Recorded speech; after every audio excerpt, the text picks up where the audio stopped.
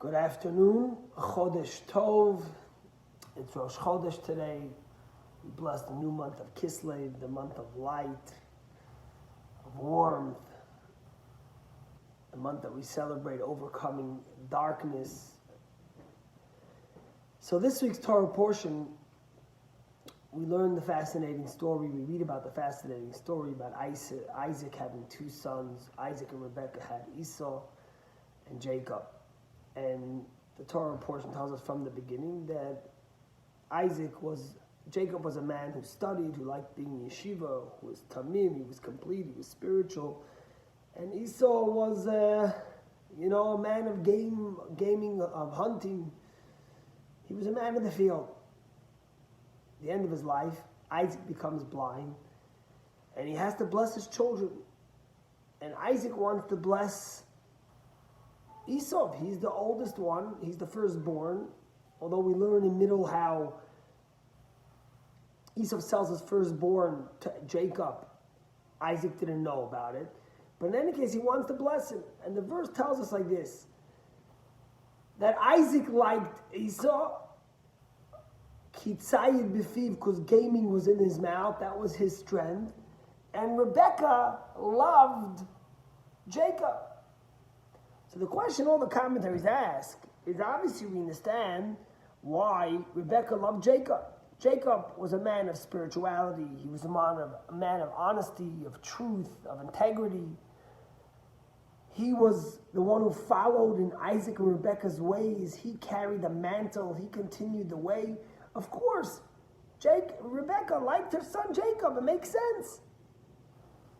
But why did Isaac like his son Esau? He knew who Esau was. In fact, the verse tells us clearly that he was upset, and it was sad to him when Esau married the Hittite who worshipped idols.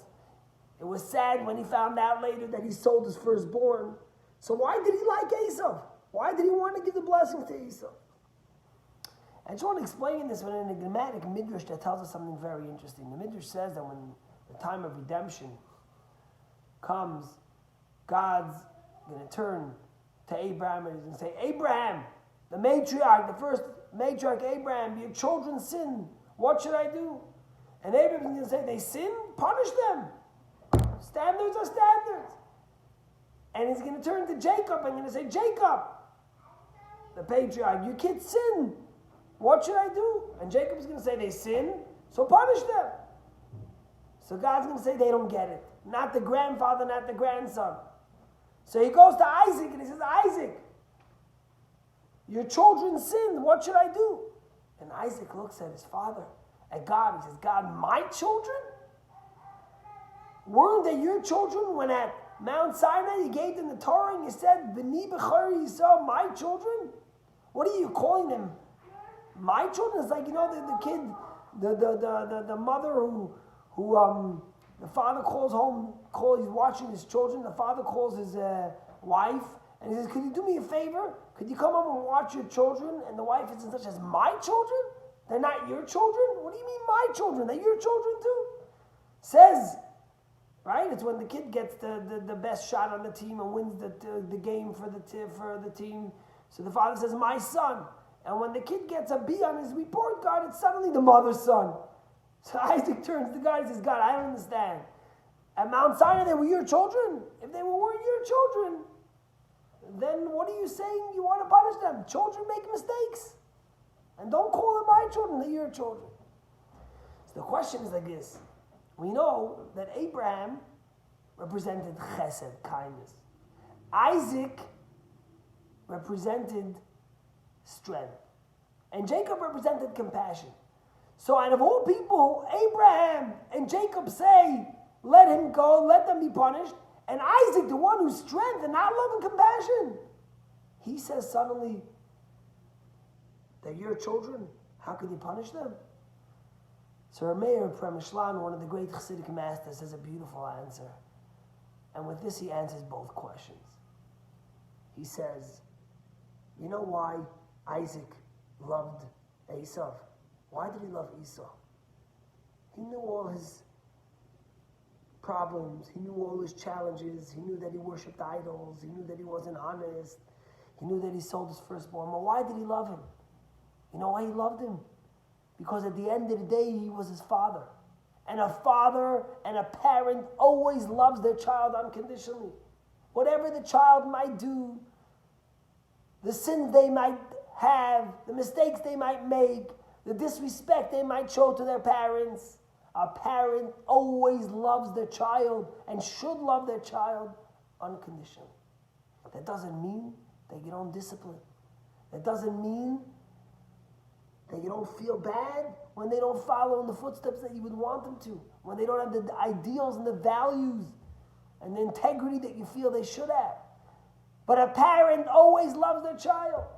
And that's why your Mayor Premishlan says, in the time of redemption, when God comes to Abraham, Isaac, and Jacob, he says, your kids sin, what should I do? It's Isaac who speaks up. Because Isaac turns to God and says, I speak from example. I had a son who didn't do what was right. I had Esau, who worshipped idols. I had Esau, who stole. I had Esau, who sold his firstborn. And I loved him unconditionally. You know why? Because as we say in the Avinu Malkeinu, our Father, our King, you're always first a father. And a father loves their child unconditionally. And that's why Isaac loved Esau, not for any other reason. And that's why he was the one to speak up to God and say, God, look for me from example. Our kids might have sinned, but the love has to be unconditional. There's a whole argument.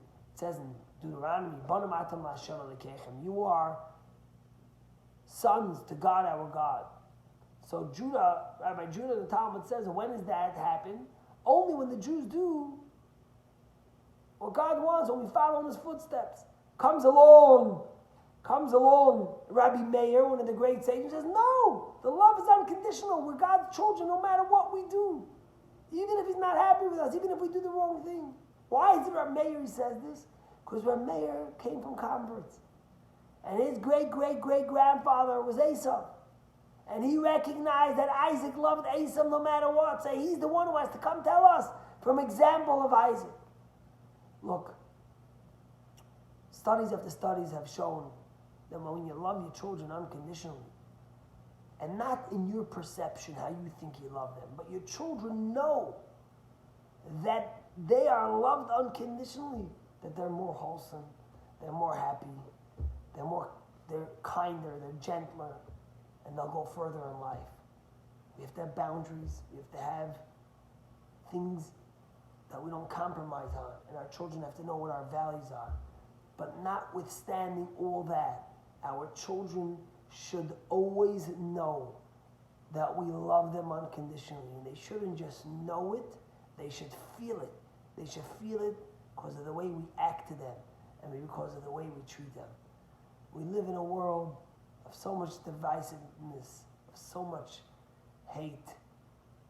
We have to show unconditional love to our children.